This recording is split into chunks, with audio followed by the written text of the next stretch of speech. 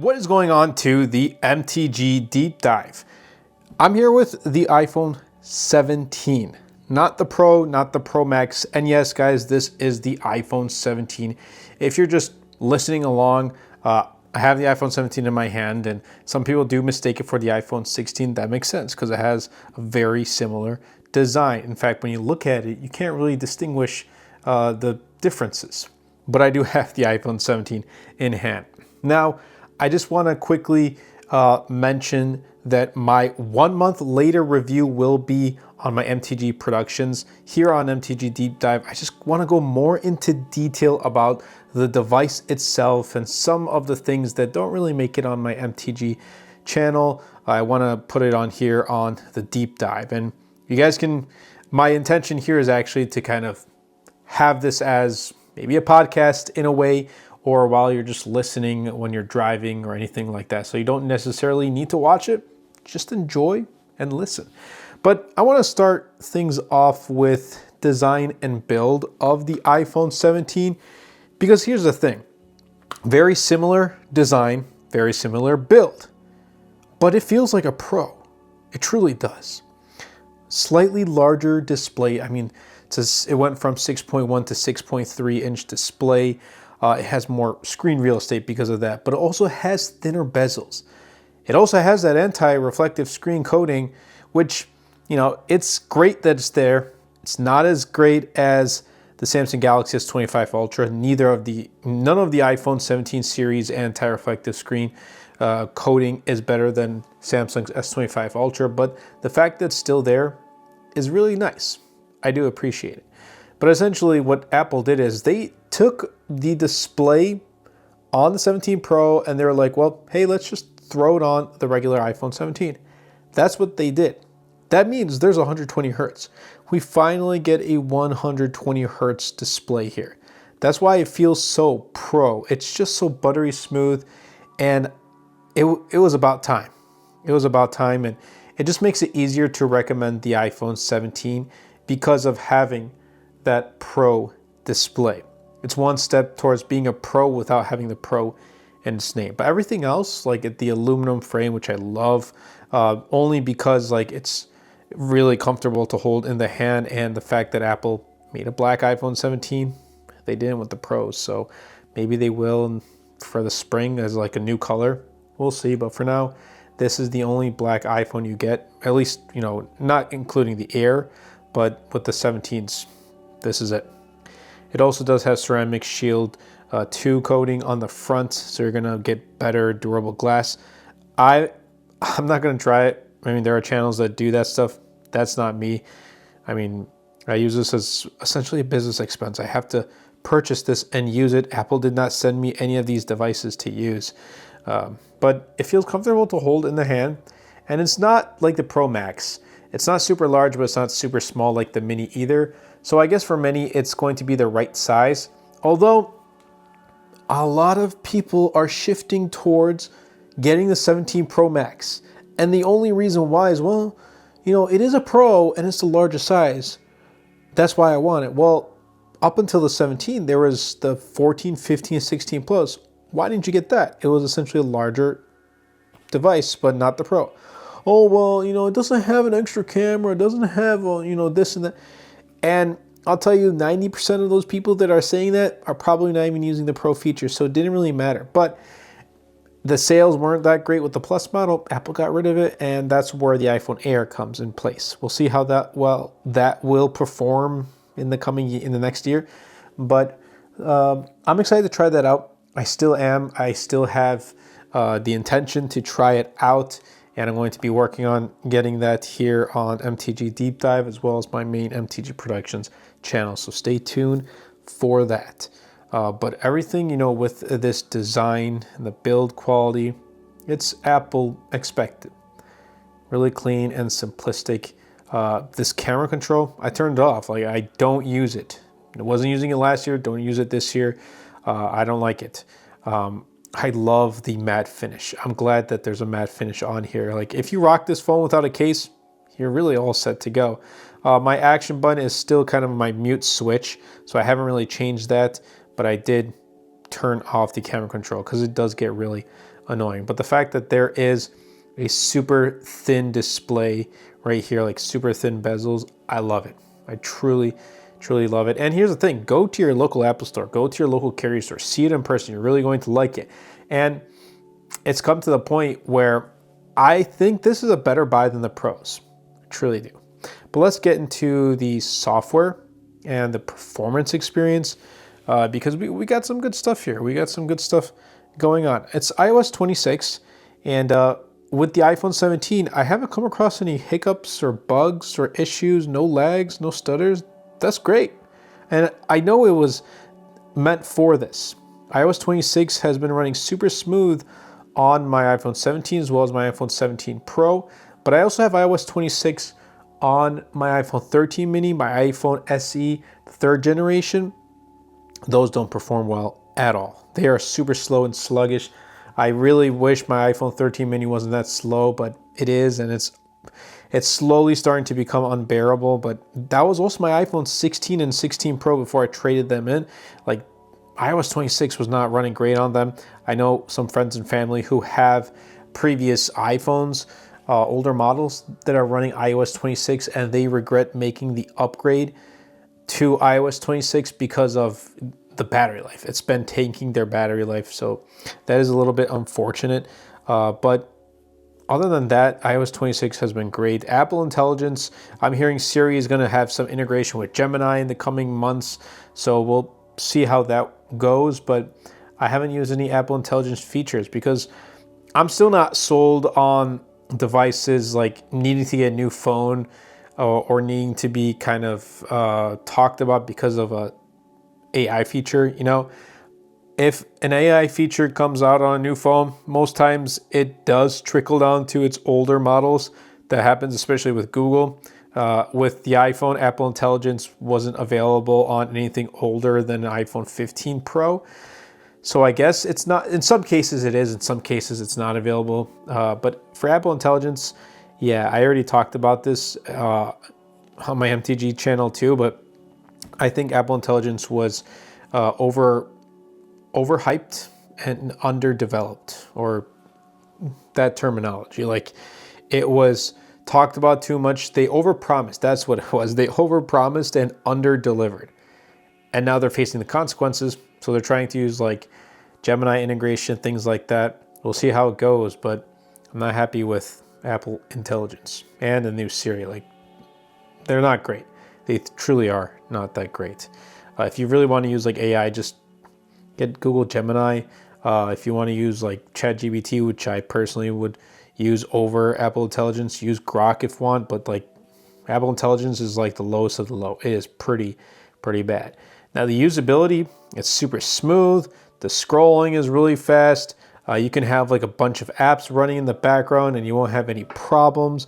This is a good phone.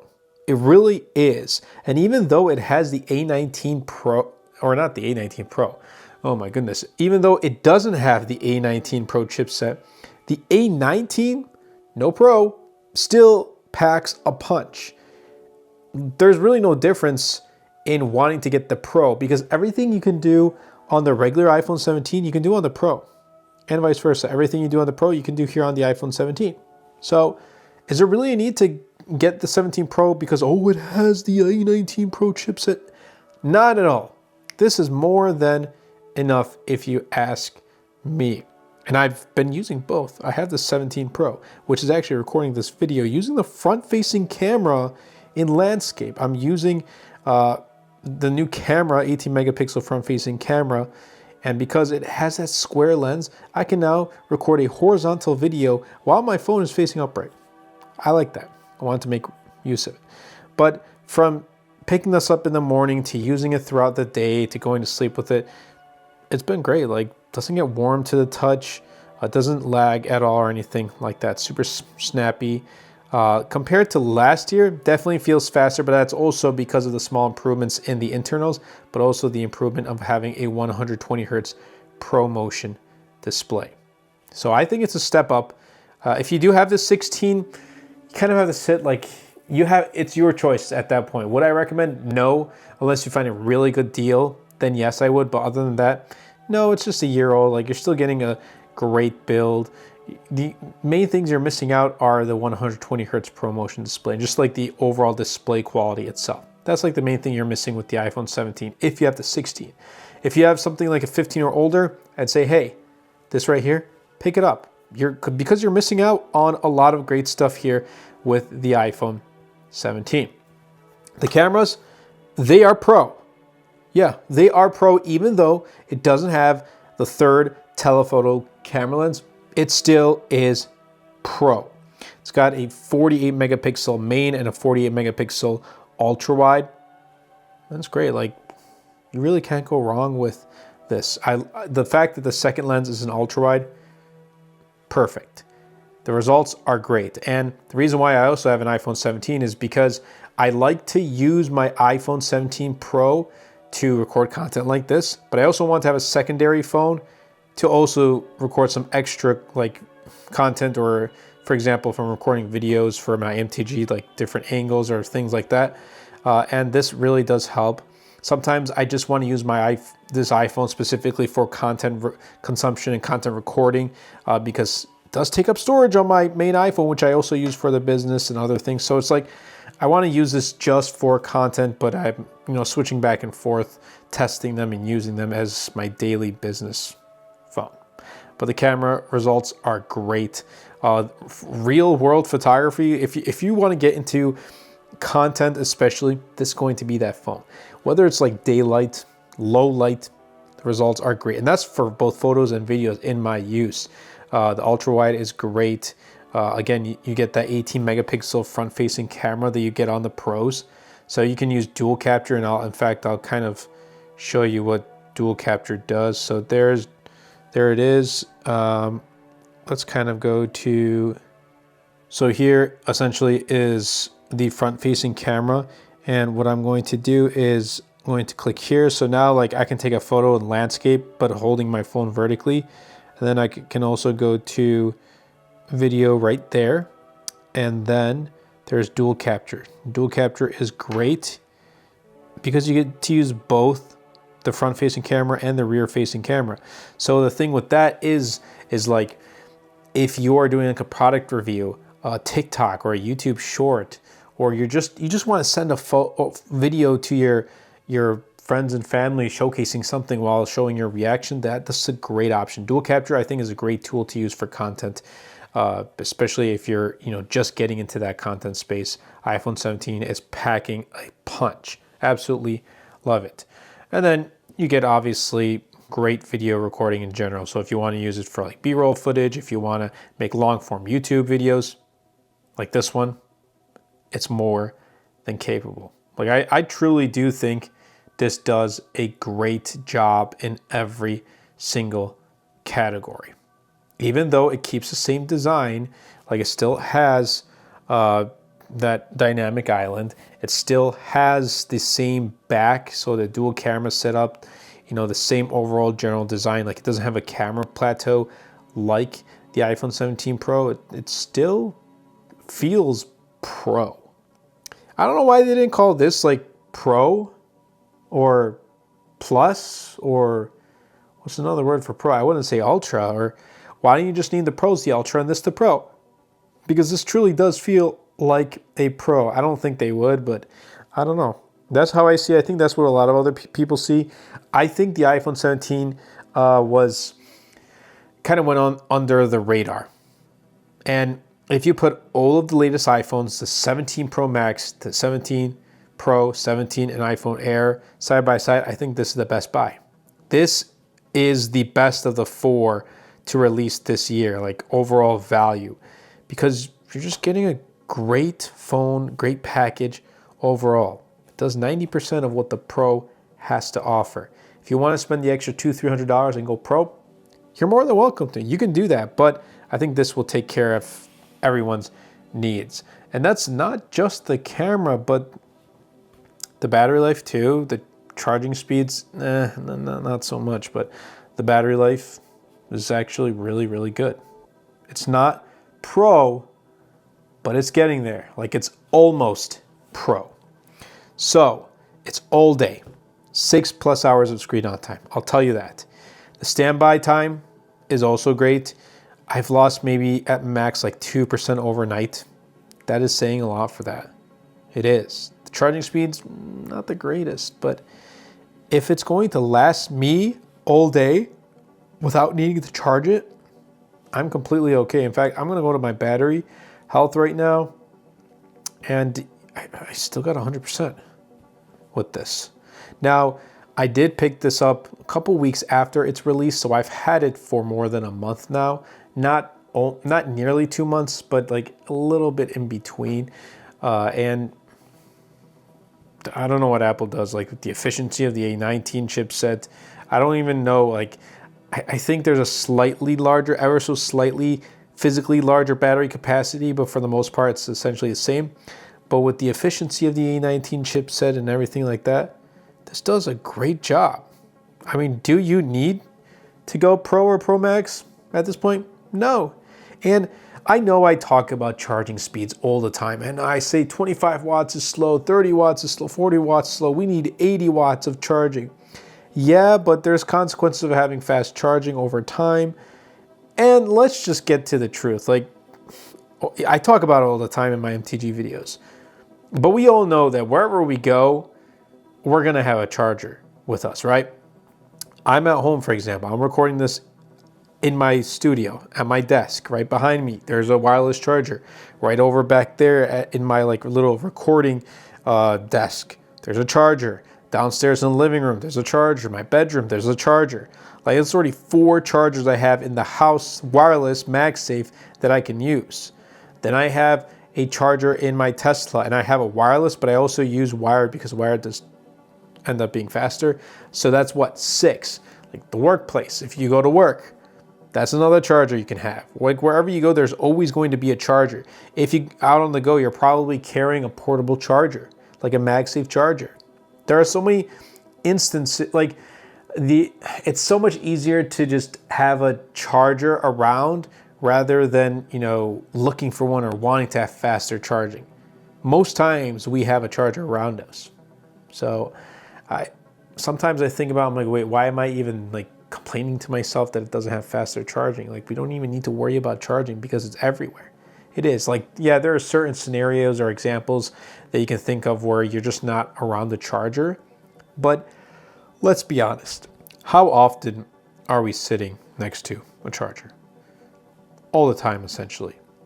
Now, the pricing for this iPhone 17 and the value, essentially. So $799 for the pricing, or $829 if you go unlocked, which is not bad. The price did not change, but the storage did. So it's now 256 gigs. That's great. And here's what I gotta say, like, you're getting pro level features without a pro price. Like, you're getting 120 hertz. You're getting a slightly larger display. You're getting really a great set of cameras, great battery life, without paying an extra $200-300. If someone owns the iPhone 16 series, I wouldn't recommend picking it up. But I would also say, hey, take a look at like your trade-ins, trade-in values, carrier deals, things like that. If you can find something, sweet. If not, maybe wait until next year. But I gotta tell you, for what you're paying for, that's why I say this truly does feel like a Pro without the Pro name in it. Now, it does have other things like Wi-Fi 7, improved scratch resistance because of that ceramic shield too. I'm not trying to scratch it, and I don't really, Wi-Fi is already fast at home, so I don't really mind it too much. Like, I'm not concerned about it as well. Like I said, the action button is still my mute switch. The camera control I've changed I've changed it all. I've turned it off essentially. And there are some really great colors for this, but again, I went with the black. I think this is just, I went with it mainly because the 17 Pro didn't have a black. So I was like, you know what, I'm just gonna get a regular 17 in black. And I got it right here. Now, some may be disappointed, like, oh, it doesn't have a telephoto lens. Well, if you really wanna take telephoto photos or videos, then go with the Pro. Like, there's really nothing else I can say there. You're not gonna get it here. And Apple did that for a reason. Like, they have to find some ways to cut back from not being a Pro, but also try to make it the best of the best. So it does feel like a Pro. So I'm not disappointed. Some maybe. I mean, at this point, where I think we should be used to it now. And the fact they use aluminum, some may be like, oh, well, why didn't you use like stainless steel or titanium, whatever? Well, those were reserved for the Pro models. Now, if you are upset that the 17 Pros aren't using aluminum and not something else, that makes sense. But this was like kind of sitting there with aluminum, so it only makes sense. But kind of just want to wrap things up. This is actually going to be a little bit shorter than I had originally anticipated. But I gotta say this, like, for me, what stands out, obviously, and I think what stands out for a lot of people is the display.